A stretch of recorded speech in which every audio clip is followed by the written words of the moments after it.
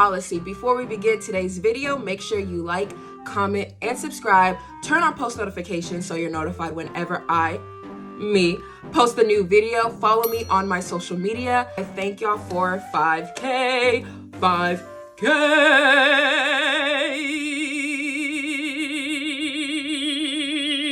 2 hours later. Thank y'all so much for 5K. Make sure you share. We're on the road to 1 million. Yes, I said it, 100 million. I said 100 million. 100 million too, like Mr. Beast who. Stop playing with us. Today's video, good golly gee. Before we even begin today's video, let me ask y'all one question. What started the Civil War? It's not a gotcha question. What started the Civil War? Somebody let Nikki Haley know. Just call it for what it is. Stop trying to change up your language and your talking points to appease to certain groups or whatever the case may be. Slavery caused the Civil War. We gotta talk about it. The good, the bad, the ugly of this country. It is what it is. If it makes you feel uncomfortable, then baby, I don't know what to tell you. So today we're gonna watch, pretty much hear Nikki Haley's response to the question about the cause of Civil War. This is a CNN take. We're gonna watch a little bit about it. And Nikki Haley she really tried it with that one. Like, if you know me, I'm already not like, oh, I'm not the biggest Nikki Haley fan around. I'll be the one to admit I'm not. I don't trust the woman. Putting how I view her as a politician aside, just the statement in itself. They asked you a straight up question, what caused the Civil War? And you go into this deep response, oh, it was a difference in fundamentals on how to run the economy. Sweetheart, what? Just say slavery. Why is that so hard? Why is the word so hard for it to come out your mouth? Call it for what it is. How do you expect to be the president of the United States and can't be blunt, can't be bold? Be for real. I'm just saying, even Nikki Haley fans were coming at her on some like, huh? Let's go ahead and start this video and we're gonna talk about it. Didn't say that has a lot of folks going. She didn't say. Really? Well, CNN's Eva McCann is in New Hampshire with more. Eva. Abby, an awkward moment at this rally here in Berlin when Nikki Haley was asked about the cause, the origins of the Civil War. She seemed tripped up by the question and suggested that it was about the government and personal freedoms. The questioner then called her out for neglecting to raise the issue of slavery. Take a listen to the exchange. What was the cause of the United States Civil War?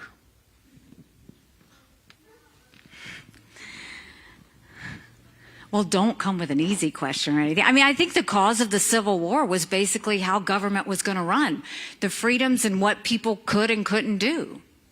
What do you think the cause of the Civil War was? I'm sorry? I'm not ready to president. I want to see your view on the cause of the Civil War. I mean, I think it always comes down to the role of government.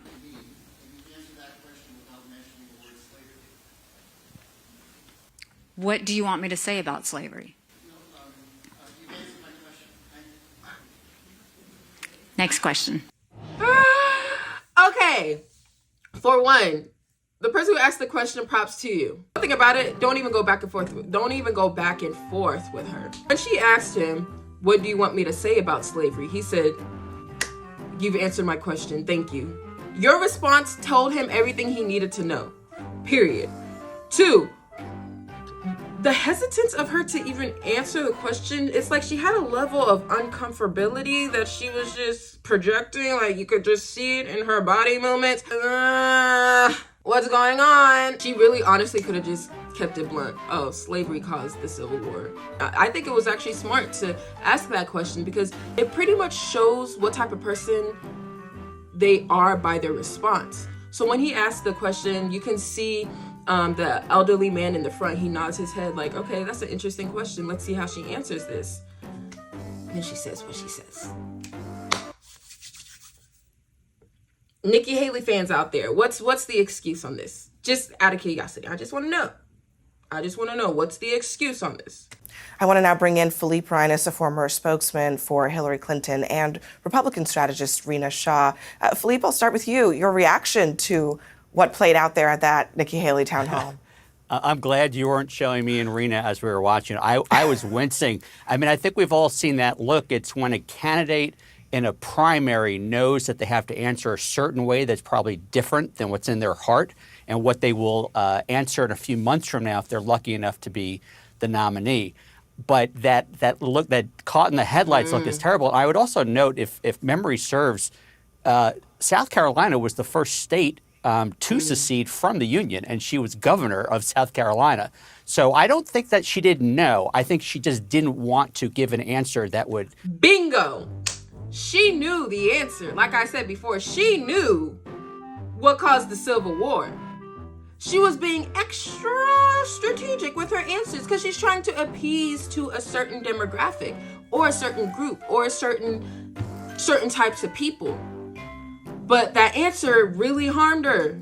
It really did harm her. I'm not gonna lie, because if both sides, if all groups are coming at you, like some people are saying you looked uneducated, some people say you look dumb, some people said you look racist, some people say you look like different people are calling you different things just because you didn't want to be honest, because you're trying to walk this thin line of like, it's just, this is what happens when you're not genuine.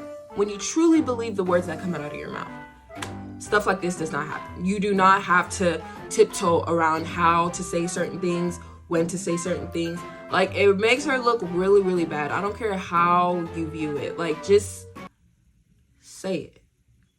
It makes her look like she has no backbone, honestly speaking. Come around and bite her, which is unfortunate. But I don't think it matters whether it was a gotcha question or whether she liked it or not. She didn't handle it well. And little moments like that do add up. Yeah, I mean, look, she seemed surprised to get the question, maybe because she was in New Hampshire, but it's not the first time that she's made comments like this, Rena. In 2019, she said the Confederate flag was about, quote, service and sacrifice and heritage. That kind of talk may work in a southern state like South Carolina, but will it work in New Hampshire? See, this is what's complicated about Nikki Haley. She takes 3 steps forward and she'll take 5 back. And this is exactly why her candidacy suffers in moments. Just like in the 4th debate, it seemed like she hadn't brought the real version of who she was. What we saw in her answer, her inability to come out with the word slavery right away on its face, answer the question boldly, showed that she does the exact playbook that I have seen non-courageous Republican candidates take. They continue to say, well, I don't have to answer the question. What do you think is the answer? This is something I always advised against because it does come back to bite you. When you've shown a version of yourself that's authentic and courageous and then you go another way, this is what's complicating, again, about Nikki Haley. We have to look at her for who she is. She's somebody that's caught up and serving as her own worst enemy right now. She's caught up in what she thinks she ought to be on most days to a Republican electorate. And then she knows she has a moment to set this legacy forward, just like she did in the aftermath of the church shooting in South Carolina and talking about taking down that flag. She is a complicated candidate. She will continue to have missteps like this, and this is what worries me. You can't go mano a mano with Donald Trump when you complicate yourself like this over and over again. Tell me I did not say this. You cannot trust someone who has an identity crisis. She goes where the water flows. She goes where the wind blows. Like, honestly, I'm not even trying to sound rude. It is what it is. You cannot trust Nikki Haley. Chris Christie, was it Chris Christie or was it Vivek? I'm trying to think. It was either Ron DeSantis. No, I think it was Ron DeSantis. When it came to the conversation in the 4th debate around like China and so forth, he specifically said if she goes in the office, she is not going to have a backbone. She is going to go where the money goes. She is going to bend and be easily bought. Which she already, which her track record kind of already shows, depending on your Republican strategist. She hit it right on the nail. I don't think Nikki Haley, oh gosh, she's just not giving. I don't think she's gonna beat Donald Trump anyway, but even if she had the chance to, well, she technically does have a chance to. Even if something happens that Donald Trump is not the Republican nominee and it's like Joe Biden versus Nikki Haley, she can't, I don't think she could beat Joe Biden. Honestly and truly, she can't beat Joe Biden. Well, look, I mean, this is a moment now where Haley has an opportunity to get a lot of national attention. She's doing well in the polls. We're a couple weeks to Iowa and New Hampshire. She's also trying to convince, she and a lot of other Republicans, Chris Christie to get out of the race and back her. Just listen to this new ad that he put out in response to those calls. Some people say I should drop out of this race. Really? I'm the only one saying Donald Trump is a liar. He pits Americans against each other. His Christmas message to anyone who disagrees with him? Rotten hell. He caused a riot on Capitol Hill. He'll burn America to the ground to help himself. Every Republican leader says that in private. I'm the only one saying it in public. What kind of president do we want? A liar or someone who's got the guts to tell the truth? That's selfish. Well, obviously, you're running for president, you're going to be selfish. Like, you're going to do what's in your best interest. But trying to manipulate Chris Christie, even though I don't think Chris Christie should have even ran to begin with, trying to manipulate Chris Christie to drop out of the race so that his voters can now go and support you. Number one, I don't think his voters would even support her, to be honest. Just honestly speaking, he doesn't really have that much support when you look at the numbers. It could probably help her in New Hampshire if he did drop out. Who knows at this point? At moments like tonight with Haley, I mean, you can see why Chris Christie's not eager to just get out and back her, Philippe. Yeah, well, I mean, even that aside, I mean, Chris Christie, I think in particular, is not the kind of person who is going to quit as opposed to being fired, in this case, by the voters when it finally gets to that point. But I think it's a little bit of a circular argument to say that Haley needs Christie to drop out of the race to do well, for Haley to do well, implies that Christie has voters, which why would he, if he has voters, leave? If he's doing so poorly, then what's the difference if he leaves? Haley has to run her own race. You cannot base your strategy on what 5 other people do or don't do. Yes, she could say, This is from December 8th through the 15th, CBS New poll. Who would you vote for today among likely GOP primary voters in New Hampshire? Okay, this is specifically in New Hampshire. Because I was like, wait, when did I miss this poll? So 44% Trump. Okay. 29% Haley, 11% DeSantis, 10% Christie, 5% Ramaswamy, 1% Hutchinson. Okay, so I wasn't specifying within New Hampshire. I was thinking of overall. Okay, so this makes sense. So that's the thing with Nikki Haley. Nikki Haley, I believe, is fighting for anything at this point. Why would you try to... Okay. Haley, Nikki Haley.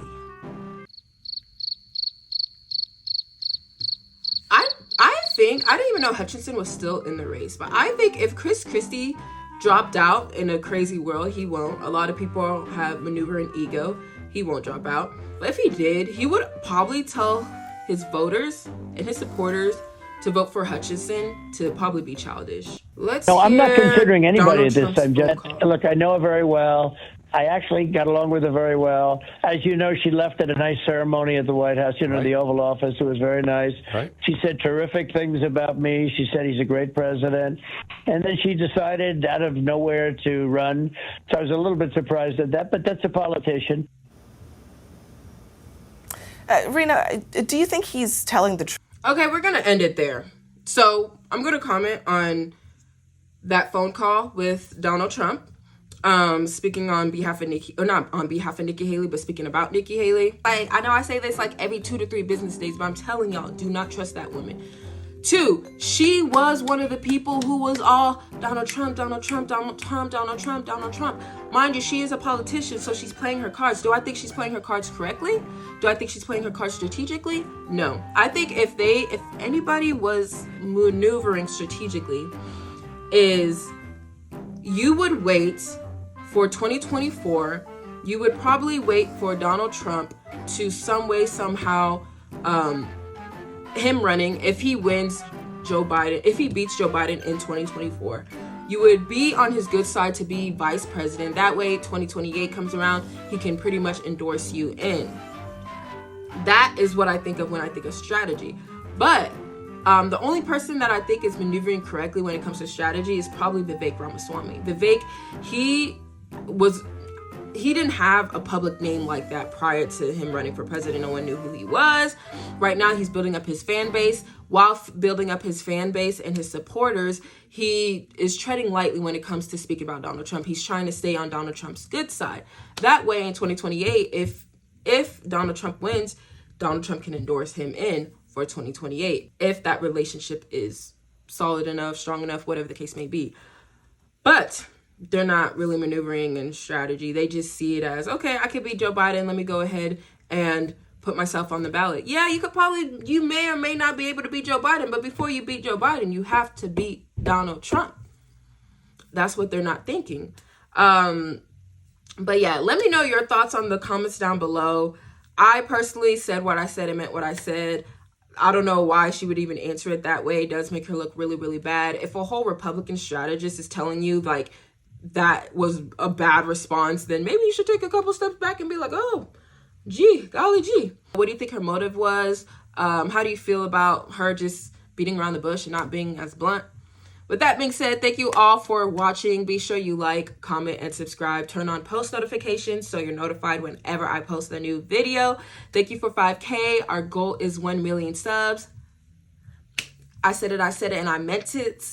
This is your girl, Uduak, connecting people with policy. God bless you all. I love y'all. Toodles.